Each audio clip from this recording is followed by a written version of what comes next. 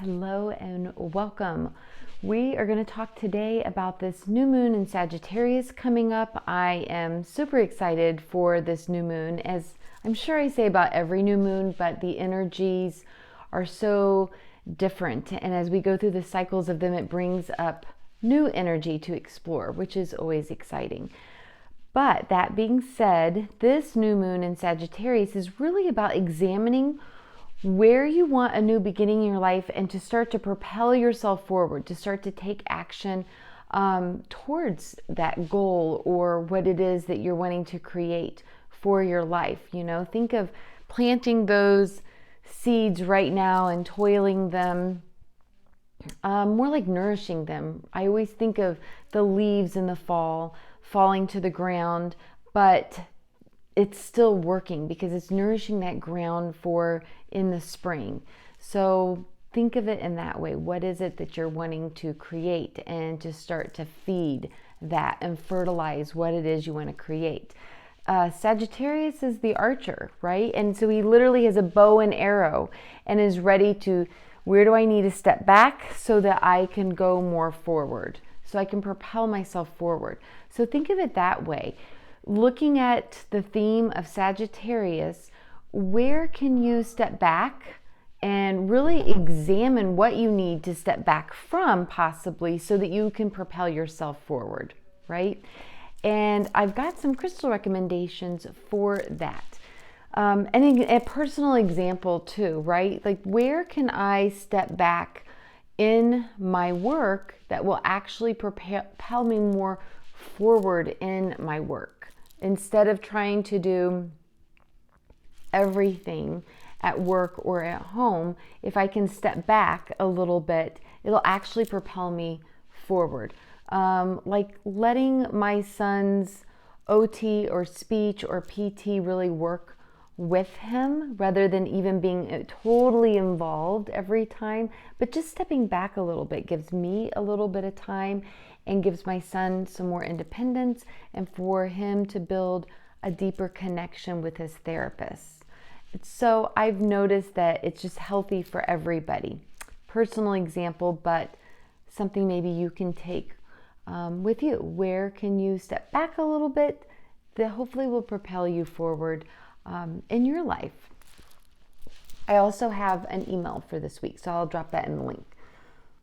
Okay, so I have Peach Moonstone, which is the stone for new beginnings. It activates your sacral chakra, the chakra around creating life, around creating new beginnings. So this stone is a great stone to work with any new moon. Really, it's normally going to be my go-to for a new moon because it is that stone of forward action and creation. It's also a feminine stone, really hones in on the creative feminine energy and stepping into that power of femininity. Feminine. I don't know if I said that right.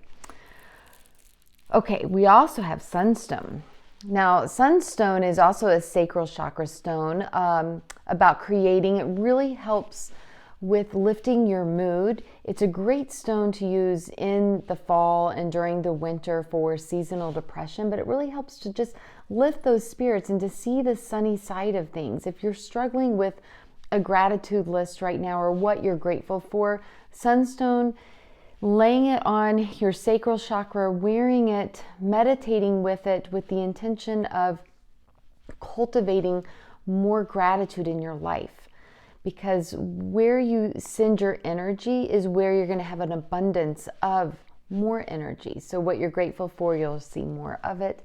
And I feel that Sunstone helps to spark gratitude. Okay, I also have Green Aventurine. I love this stone for Sagittarius. It is a stone of good luck and abundance and opening up our heart chakra so that we can actively move forward in a heart-centered way. So as you propel forward, you're doing it from your heart. And lapis lazuli. I love this one also for Sagittarius because Sagittarians are also known as bringing in philosophical energy and really examining things. And lapis lazuli helps to open up our third eye and helps to for us to be more intuitive and not to really think so much with our mind, but with our intuition, and really hone into what feels right for us moving forward. Turquoise is actually the birthstone for December, and a lot of Sagittarian born babies are in December. But most importantly, I picked turquoise because it's a very protective stone. It's used as an amulet, and especially with travel. And Sagittarius energy is very much adventurous, and they love to travel and to explore, whether that be exploring different places or to the depths of their mind or a new book, right? So exploring the inner depths of your world to see where you want to propel forward, where it is you want to go. I feel that turquoise will help with that energy. So my picks for this Sagittarius new moon, but anytime, because the meanings of these stones don't really change in my mind, but they are my picks for the Sagittarian new moon. Turquoise, lapis lazuli, sunstone, green aventurine, and peach moonstone. Wishing you many new moon blessings. And I really encourage you with this new moon to create a visual board. I used to get a little overwhelmed with the visual boards because in my mind I always thought of like the old traditional where you have to cut out from magazines and make a board, which are fun, and I've done many of them and I love them. Especially doing, with the new year coming up. But I've also found another way to do it, which is very creative, and I feel that it's easier to find things that really resonate with me, and it's free, is I will make a vision board on Pinterest. So just going and surfing, Google and what's coming up with me after meditating, because the new moon is a great time really to hone into spirit and to go within and then create. Okay, so create a vision board on Pinterest and work with some crystals. Happy new moon.